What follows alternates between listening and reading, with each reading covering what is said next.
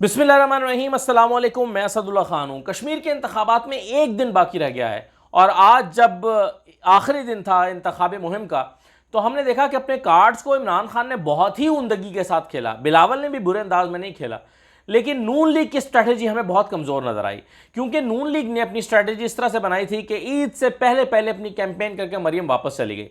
लेकिन आखिरी दिन की जो मुहिम होती है या अपनी कैंपेन के जो आखिरी 2 दिन होते हैं वो बड़े इंपॉर्टेंट होते हैं, क्योंकि उसमें जो स्ट्राइक की जाती है वो लोगों के दिमाग में मौजूद रहती है।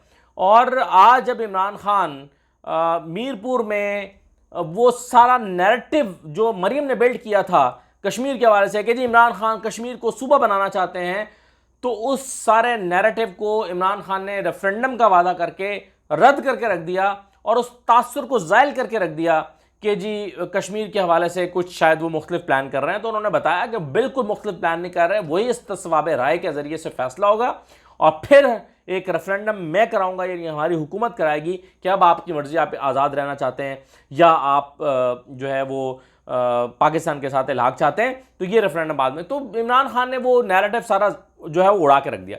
अब बहुत सारे लोग मुझसे पूछ रहे हैं कि आपकी असेसमेंट क्या है कश्मीर के इलेक्शन के हवाले से, कौन जीतेगा, क्योंकि मैं भी मीरपुर से लेकर वादी नीलम तक के बहुत सारे हल्के देख कर आ रहा हूँ, वहाँ पर लोगों से मिला हूँ, इंटरव्यूज़ किए हैं और वो इंटरव्यूज़ 92 पे चले भी हैं।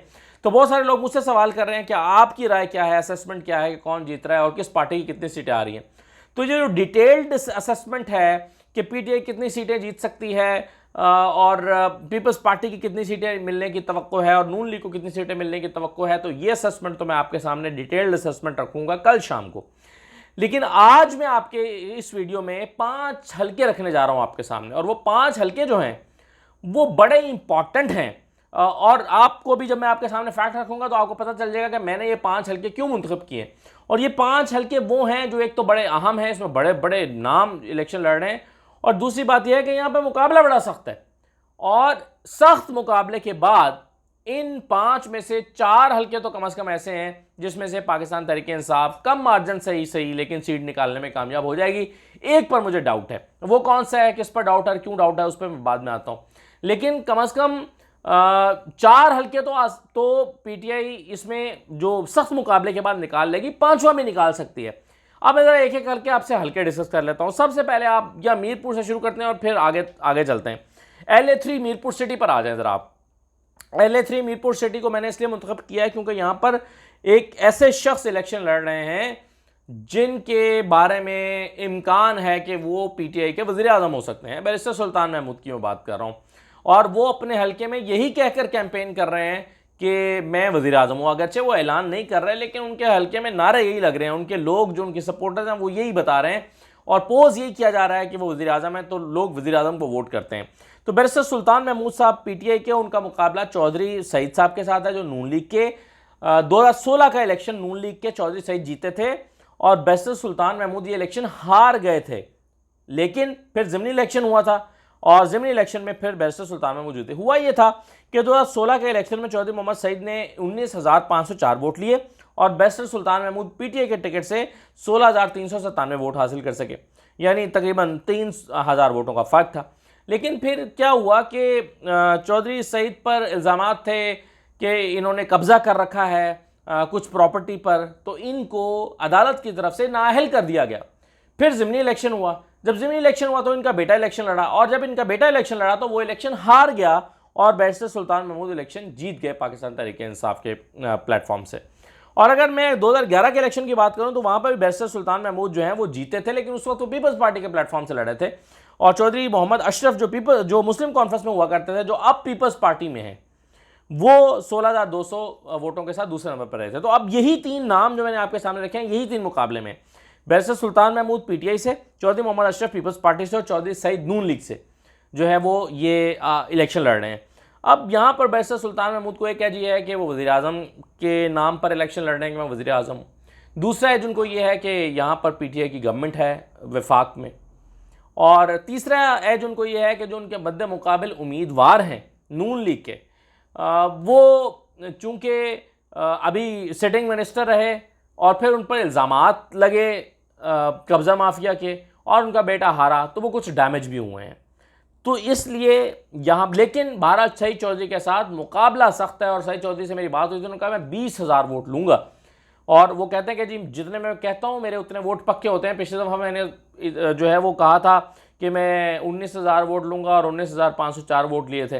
तो इस तरह से उनकी कैलकुलेशन थी। बहरहाल मुकाबला सख्त है यहाँ पर।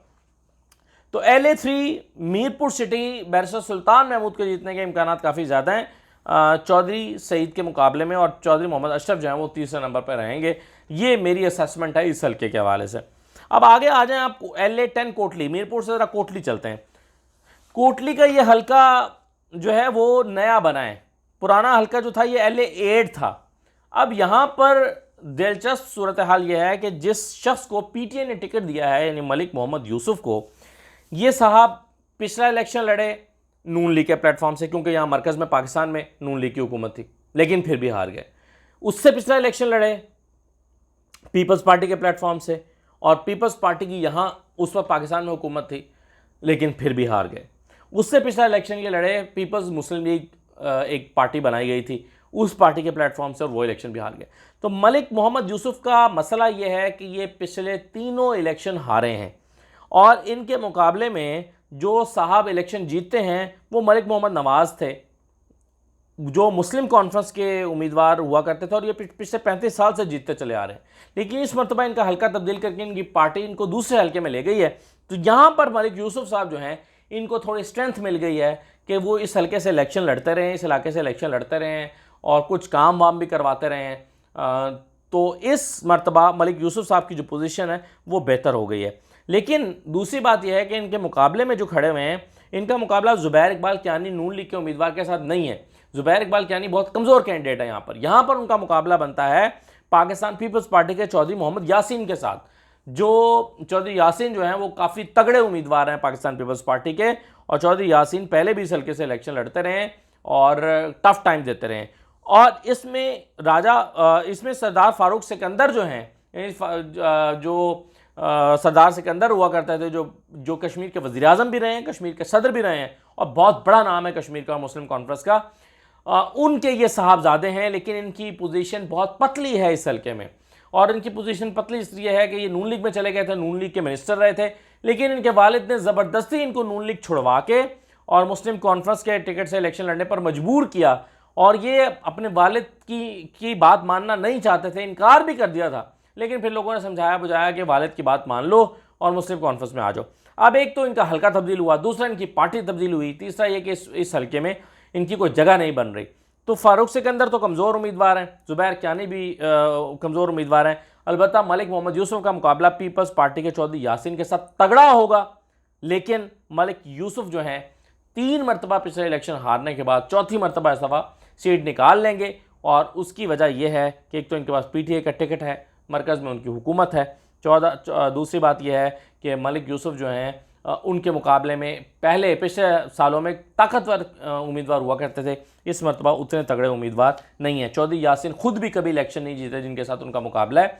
अलबत्ता वो साबिक वज़ीर आज़म चौधरी मजीद के मुआवने ख़ुसूसी ज़रूर रहे हैं, लेकिन कभी इलेक्शन नहीं जीते। तो इस हल्के में से भी पाकिस्तान तहरीक इंसाफ का चौधरी यासीन के साथ कड़ा मुकाबला तो होगा, लेकिन वो सीट निकाल लेंगे। अब आप एक और हल्के में आ जाए, बाग में। ये बड़ा ही अहम और दिलचस्प मुकाबला है। अहम इसलिए कि यहाँ पर सरदार तनवीर इलियास इलेक्शन लड़ रहे हैं राजा मुश्ताक मिन्हास के मुकाबले में, और मुश्ताक मिन्हास पिछली मरतबा यहाँ पर ये कहकर इलेक्शन लड़े थे कि मैं वज़ीर आज़म होऊंगा। वो अलग बात कि उनको नहीं बनाया गया, राजा फारूक हैदर को बना दिया गया।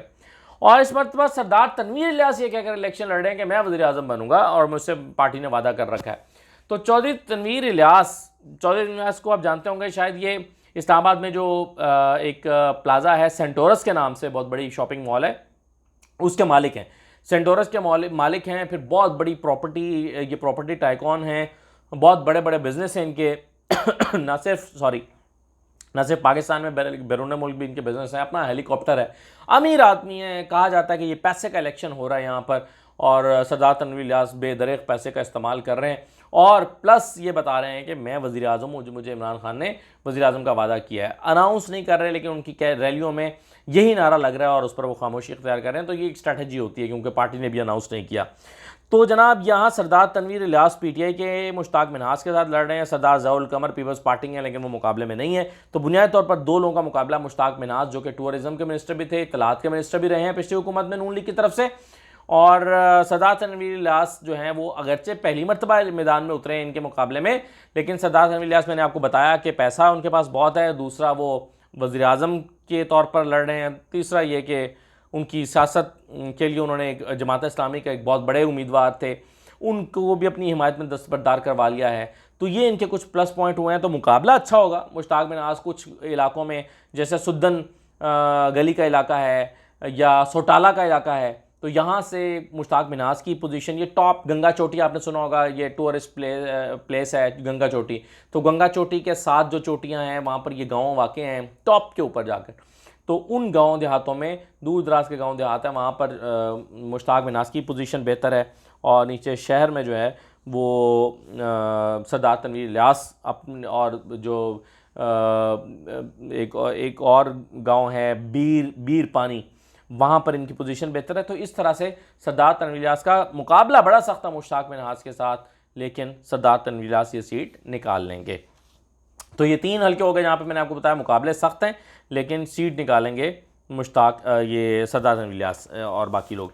अच्छा, अब आ जाए ज़रा एक और ज़बरदस्त मुकाबला, वो है जी वादिया नीलम का। वादिया नीलम का ये हल्का, इसके बाद मैं आपको फारूक हैदर का भी बताता हूँ, लेकिन वादिया नीलम का जो हल्का है, वादिया नीलम में सूरत हाल ये है कि यहाँ पर मुस्लिम लीग नून के सिटिंग स्पीकर इलेक्शन लड़ रहे हैं शाह गुलाम कादिर, और ये वो शख्स हैं जिन्होंने पिछली मरतबा 22,000 वोटों की लीड से, कश्मीर में जो जीतता है वो 20, 22, 25,000 वोट लेकर और 4-5 हज़ार के फ़र्क से जीत जाता है, लेकिन यहाँ पर इन्होंने 40,000 वोट लिए और 22,000 वोटों की लीड से जीते थे।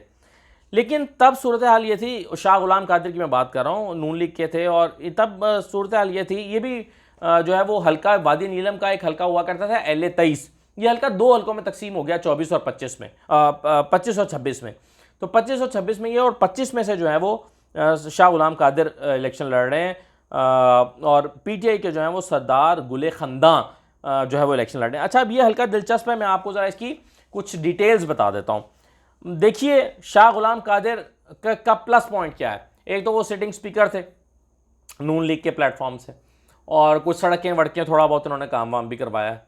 दूसरा ये है कि यहाँ इन्होंने ये दो हल्कों से इलेक्शन लड़ रहे थे, 25 से भी और 26 से भी, नीलम के दो हल्कों से इलेक्शन लड़ रहे थे, और इनके मुकाबले में पीपल्स पार्टी के उम्मीदवार है मियां अब्दुल वहीद, वो भी दोनों हल्कों से इलेक्शन लड़ रहे थे। इन्होंने गठजोड़ किया ज़रा पीपल्स पार्टी के उम्मीदवार के साथ और कहा कि ऐसा करते हैं, तुम इधर से विड्रॉ कर लो, 25 में से मेरी सपोर्ट कर दो, और मैं तुम्हें 26 में सपोर्ट कर देता हूँ, मैं वहाँ से विड्रॉ कर लेता हूँ।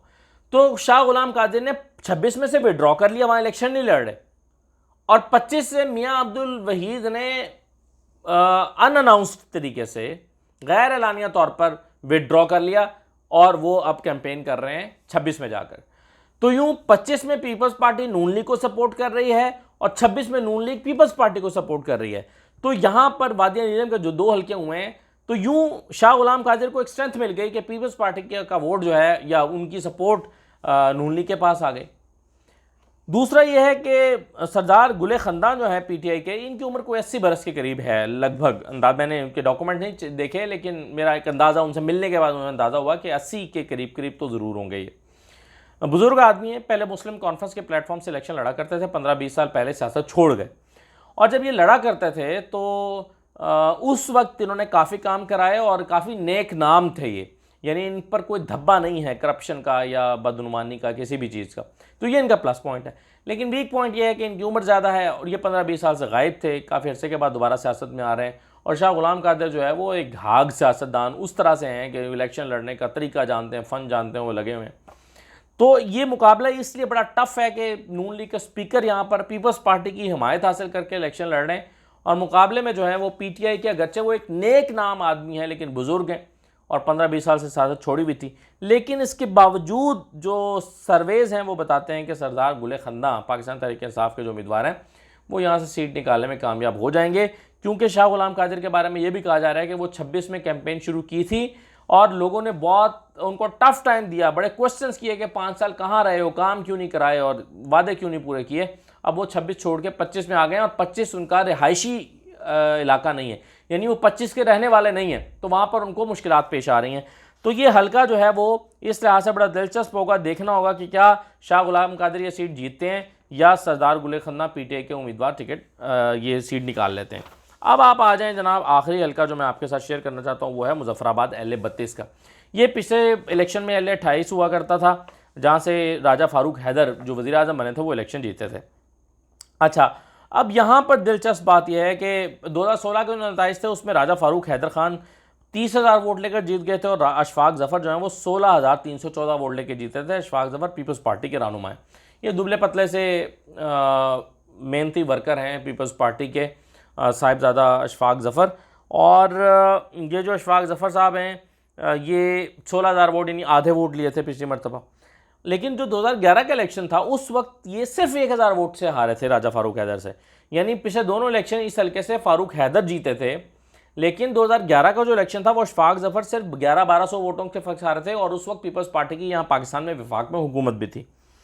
तो अशफाक ज़फ़र साहब अब फिर कैंपेन कर रहे हैं, तो राजा फारूक हैदर और अशफाक ज़फ़र के मुकाबले में तहरीक इंसाफ का एक ऐसा उम्मीदवार है जिसको देखने में लगता है कमज़ोर उम्मीदवार है। क्यों? क्योंकि वो नौजवान है, पहली मरतबा इलेक्शन लड़ रहा है और उसको इलेक्शन लड़ने का कोई तजर्बा नहीं है। ज़ीशान हैदर उसका नाम है, लेकिन उसका प्लस पॉइंट ये है कि वो नौजवान पढ़ा लिखा है, पूरा कॉन्सेप्ट उसका क्लियर है, सैयद बरादरी उसको सपोर्ट कर रही है, मजहबी वोट उसको सपोर्ट कर रहा है, और ये है कि चूँकि एक ऐसा हल्का है जहाँ पर वज़ीर आज़म हुआ करते थे और वज़ीर आज़म ने वहाँ पर काम वाम बिल्कुल नहीं कराए राजा फारूक हैदर साहब ने, और राजा फारूक हैदर साहब के साथ लोगों की नाराज़गियाँ बहुत ज़्यादा हैं।